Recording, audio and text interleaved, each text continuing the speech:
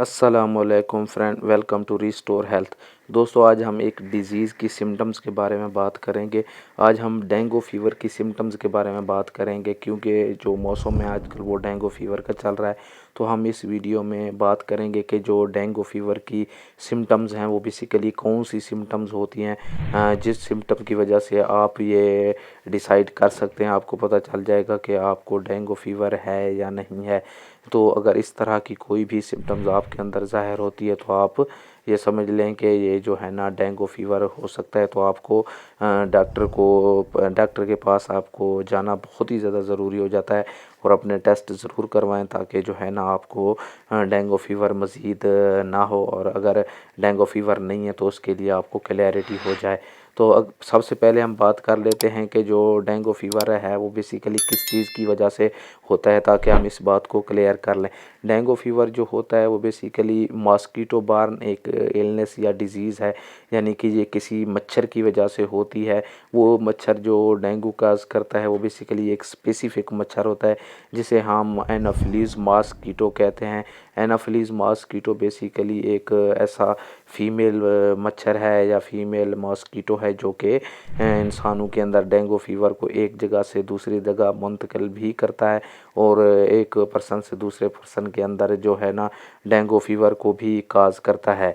Basically ये topical और सब topical areas of the world, यानी ऐसे एरिया जो मतलब इक्वेटर की लाइन के आसपास रहते हैं, जहाँ पे जो टेम्परेचर होता है वो स्लाइटली हायर रहता है। तो ऐसे एरियाज़ में जो है ना वो डेंगू फ़ीवर बहुत ही ज़्यादा होता है। तो इन एरियाज़ के जो भी लोग हैं वो इस चीज़ का बहुत ज़्यादा एहतियात रखें, क्योंकि उनके अंदर डेंगू फ़ीवर होने के चांसेस बहुत ज़्यादा होते हैं। जो माइल्ड डेंगू फ़ीवर होता है वो बेसिकली हाई फ़ीवर उसकी वजह से होता है। इसके अलावा फ्लू लाइक सिम्टम्स उसमें शो होती हैं, यानी पे उस पेशेंट जो डेंगू फ़ीवर वाला पेशेंट होगा उसे बार बार फ़ीवर हो रहा होगा, हाई ग्रेड फ़ीवर होगा। इसके अलावा जो उसको फ्लू होगा, ज़ुकाम वगैरह होगा। तो इसकी जो मेन सिम्टम है सबसे पहले हम उनके बारे में बात कर लेते हैं। एक तो हाई ग्रेड फ़ीवर हो गया। इसके अलावा जो मेन सिम्टम है उसमें पेशेंट को नौज़िया होता है, यानी पेशेंट को हर वक्त उल्टी फ़ील होती रहती है। पेशेंट कुछ भी खाता है तो उसको नौज़िया जैसा फ़ील होता है, उसे लगता है कि मुझे उल्टी आ जाएगी। इसके अलावा जो दूसरी इसकी मेन सिम्टम है वो बेसिकली ये है कि उस पेशेंट को बाज़-औक़ात ये ज़रूरी नहीं कि उल्टी जैसा फ़ील हो, बाज़-औक़ात उस पेशेंट को उल्टी आ भी जाती है। अगर पेशेंट कोई भी चीज़ खाता है तो उसको फ़ौरन वोमिटिंग हो जाती है।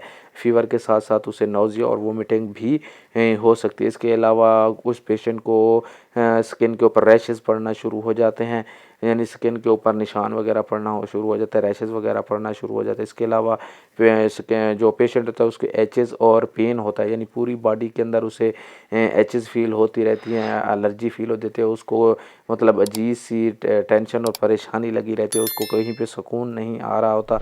तो इसके अलावा पूरी बॉडी में उसको पेन हो रहा होता है। इसके अलावा पेशेंट को डेंगू फ़ीवर की वजह से बोन पेन होना शुरू हो जाता है, यानी पेशेंट की जो हड्डियाँ उनके अंदर भी पेशेंट को पेन फ़ील होना शुरू हो जाता है।